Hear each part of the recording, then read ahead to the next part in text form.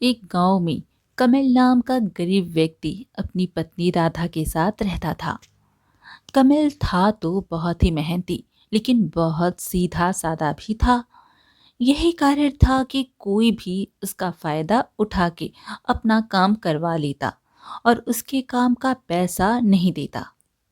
ऐसे ही एक दिन कमल काम से घर लौटा तो राधा ने कहा, क्या हुआ जी, आज फिर से खाली हाथ आए हैं आप? आपने तो कहा था बाजार जा रहे हैं सामान लाने के लिए। कमल ने कहा, हाँ भाग्यवान, कहा तो था, लेकिन मैं क्या करूं, मालिक ने आज भी पैसे नहीं दिए। राधा बोली, और देगा भी नहीं।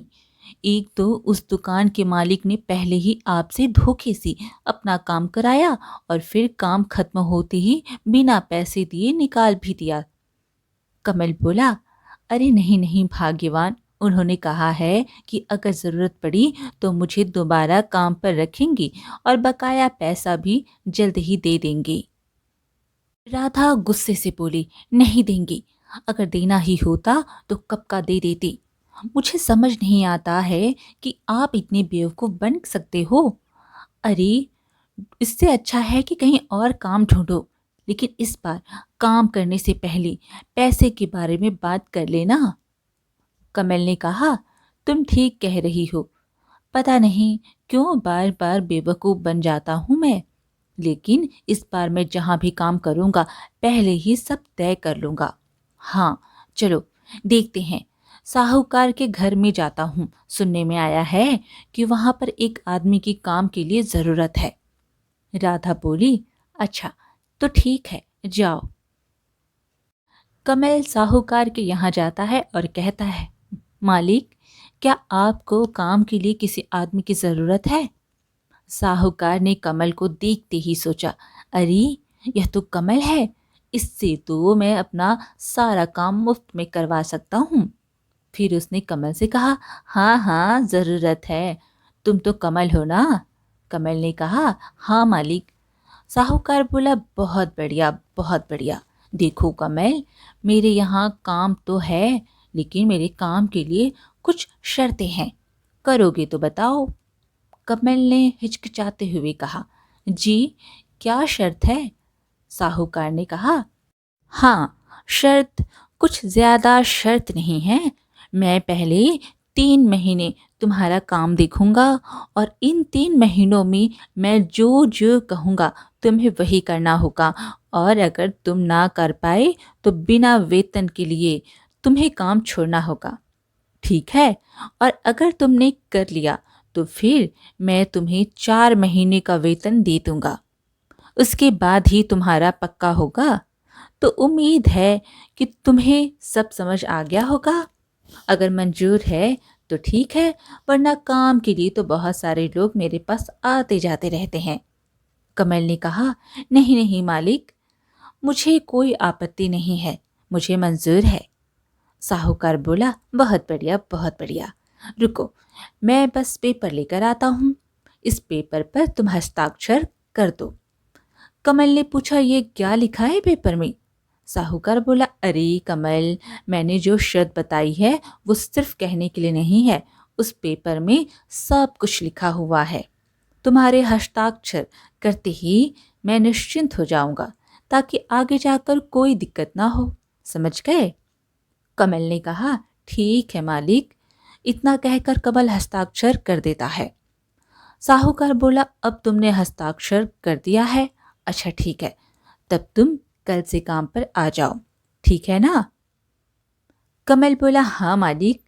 मालिक, आपका धन्यवाद कैसे करूं, मुझे समझ नहीं आ रहा। साहूकार बोला, अरे कमल, कोई बात नहीं, अभी तुम निश्चिंत होकर घर जाओ और कल जल्दी से जल्दी काम पर आ जाना, ठीक है? कमल बोला, ठीक है मालिक। कमल घर जाकर राधा को सारी बात बताता है। राधा खुश भी होती है और थोड़ी परेशान भी।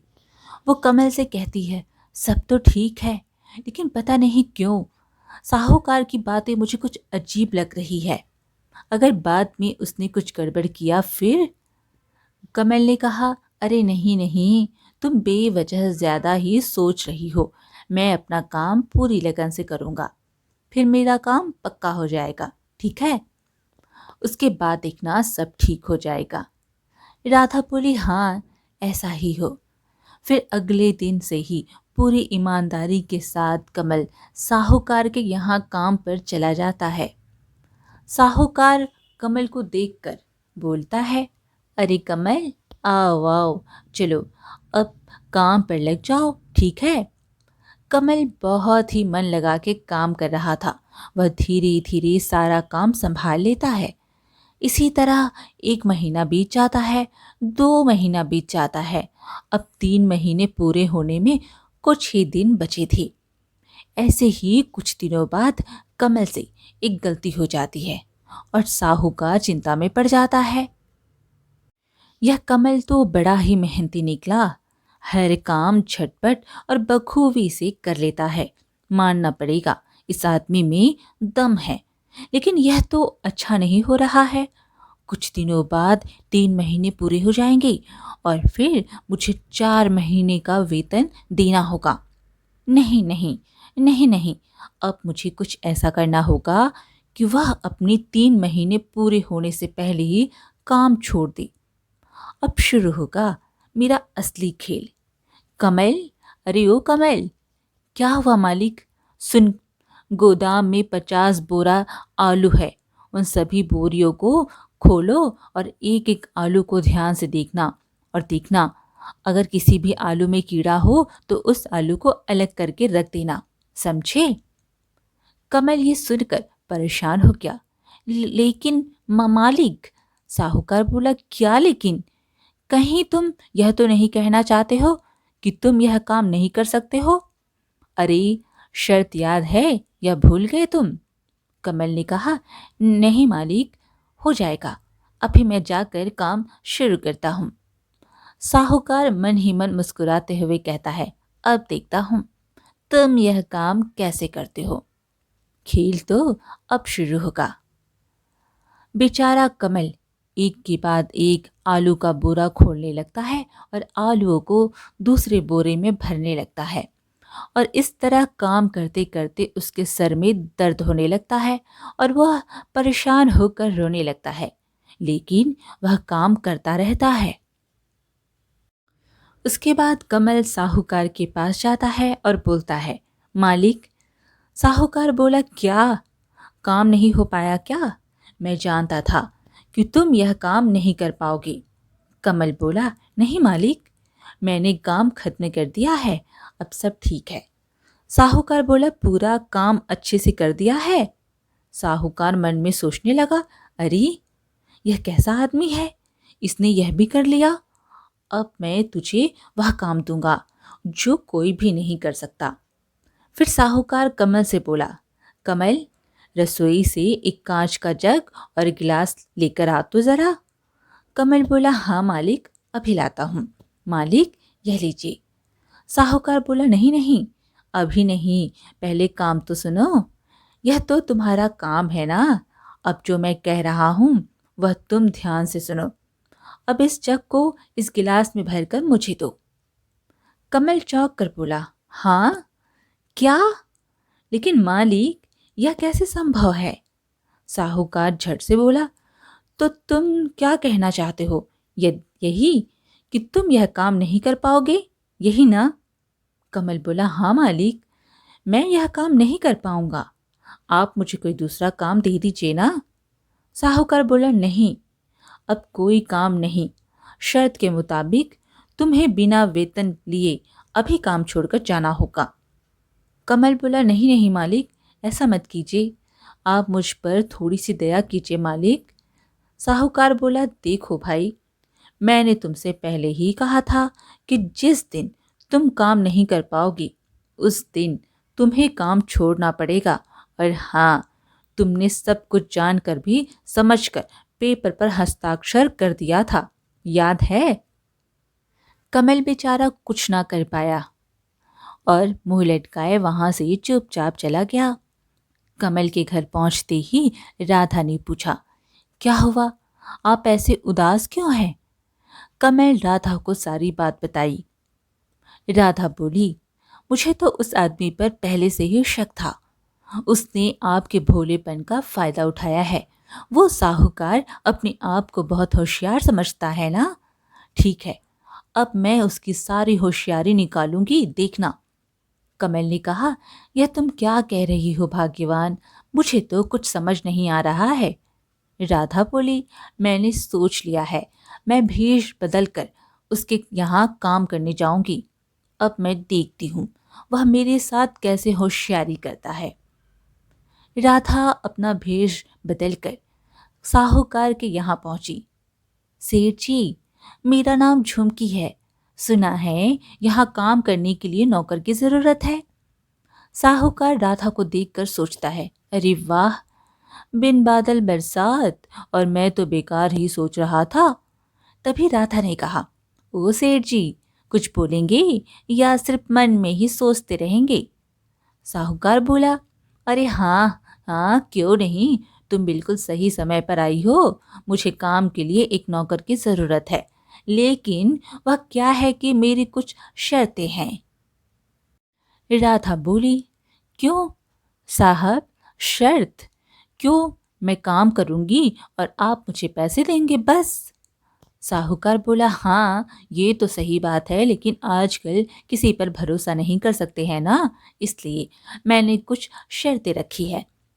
राधा, जो झुमकी बनकर थी, बोली, ओ यह बात है, तो फिर बताओ आपकी क्या शर्त है। उसके बाद साहूकार वही शर्त झुमकी के सामने रखता है जो उसने कमल के सामने रखा था। उसकी शर्त सुनकर झुमकी यानी कि राधा बोली, ठीक है सेठ जी, मुझे कोई दिक्कत नहीं है, लेकिन अब मेरी भी एक शर्त है। साहूकार बोला, ओ तुम्हारी भी शर्त है, ठीक है बताओ मुझे। झुमकी बोली, अगर मैं इन 3 महीनों में अपनी मर्जी से काम ना छोड़ूं, और अगर आप मुझे काम छोड़ने के लिए कहें, तो आपको मुझे पूरे 6 महीने के वेतन देना होगा। क्या आपको स्वीकार है? साहूकार सोचने लगा, यह शर्त है, यह तो कभी नहीं होगा। तभी झुमकी बोली, सेठ जी, अरे ओ सेठ जी, ये आप बीच बीच में क्या सोचते रहते हैं, कुछ बोलिए, बताइए। साहूकार बोला, नहीं कुछ भी नहीं, ठीक है मुझे मंजूर है, तुम बैठो और मैं कागज और लेकर आता हूँ।